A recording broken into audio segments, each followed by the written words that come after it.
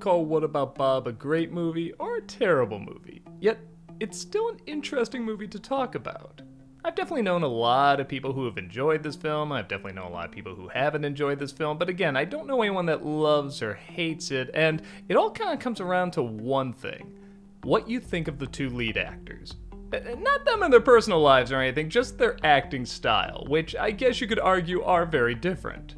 Bill Murray being very loose and laid back and always kind of doing his own thing. And Richard Dreyfuss being very precise and over the top and definitely tries to play a variety of roles as opposed to just kind of playing himself. On the surface, for a movie like this, you would think this casting is ideal, and yeah, to a lot of people it is, but to others, like myself, it's a major glaring problem, but we'll get to that in a minute. Bill Murray plays Bob Wiley, an upbeat but chronically nervous man who has just about everything you can imagine wrong with him. He can't leave the house, he's OCD, he's afraid of just about everything.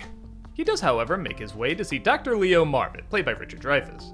He's helped people like Bob before, though not quite to this extreme a case. And seeing how he's about to go on vacation, he throws his book at him, tosses him out, and thinks that's the last he's ever going to see of him, at least until after his trip. Little does he know, though, that Bob follows him to his vacation spot. Yeah, this is borderline a stalker film. And as you probably put together, he drives the good doctor nuts, but seems to get along with the family, as he seems like a more loving family member than Marvin does half the time. So it's two completely different kind of control freaks, trying to fight for attention without even being aware they're fighting for attention. So okay, it's definitely a good setup, and like I said, you would think these two actors would be perfect for these roles. But whenever somebody doesn't like this movie, it always comes down to one thing. They usually like one of these actors and not the other. And honestly, I'm the same way. The actor I like is Bill Murray. I can't help it. I just love this guy. I love his style, love the way he says his lines. I know he's not like disappearing into roles or anything, but there's just an infectious joy about him. The actor I don't like is Richard Dreyfuss. And here's the thing. I feel like I could like him in this role, but they make a big error.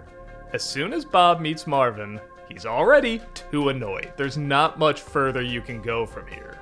Now, sometimes in films that works. I really love in Planes, Trains, and Automobiles, they get the big argument where they say they hate each other and one does the big emotional speech really early on, so you're kind of wondering, well, where are they gonna go from here then? Like, they got that moment out of the way that's usually saved for the third act. But that film had a much more complex, interesting friendship between these two characters, and also put them in a bunch of different scenarios. Here, it's kinda one note over and over. Bob annoys Marvin, Marvin gets annoyed. Now, even with that said, I feel like there's a lot of people that don't mind this. They don't mind these one-joke movies because you go, how much can this keep happening? A good example is Meet the Parents. I mean, that really is just one joke. Ben Stiller enters this family and does everything wrong, and that's kind of it. But to a lot of people, they laugh at how much bad luck can this character get? How far can it go? For me, I either need a scenario where more is going on, or I need more interesting characters. And like I said, Bob in a strange way is interesting. Like, he's not looking to hurt anyone, yet he constantly is, or at the very least hurting this one guy, and yet he's so upbeat. He just wants to help. He loves that this guy is transforming his life without even trying, and in a weird way, that's kind of what Bob is doing to him. He's transforming his life for the worse without even trying. And again, this would work if the Dreyfuss character actually started out really professional. Like, he sees Bob as just another patient, and yeah, he can push him away and just sort of throw his book at him, be thinking more about his vacation, but I feel like there's a way you can do this where it can feel more professional. Like, he wouldn't let on. It wouldn't be obvious to us. Like, he's legit trying to hold everything together, and he's good at it.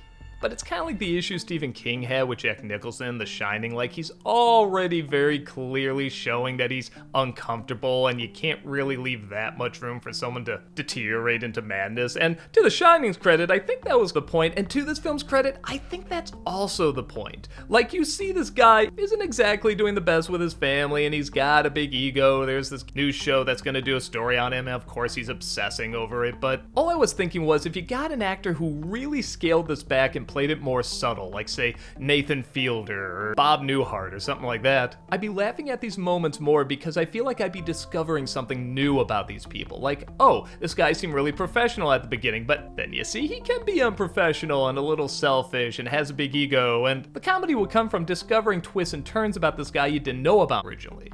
But as soon as you see this dude and how uncomfortable he is with Bob, you just kind of know everything about him already. Of course he would act this way if a news crew came over. Of course he's a control freak with his family. You just kind of know it all already. But again, some people argue that's already the point, like you're supposed to kind of already know this about him and then snicker knowing what kind of weird reactions are going to happen when Bob enters the picture. For some people, Bill Murray is the problem, and I can't act like I don't see that either. I'm a big fan of Bill Murray. I think he's very likable even when he's not playing that much of a character, but I can see somebody just watching this saying, yeah, it's Bill Murray just doing his shtick. I don't believe this Bob person is a real person. And that's also totally legit. The same way some people let things slide for Richard Dreyfuss, I admit I'd probably let slide for Bill Murray.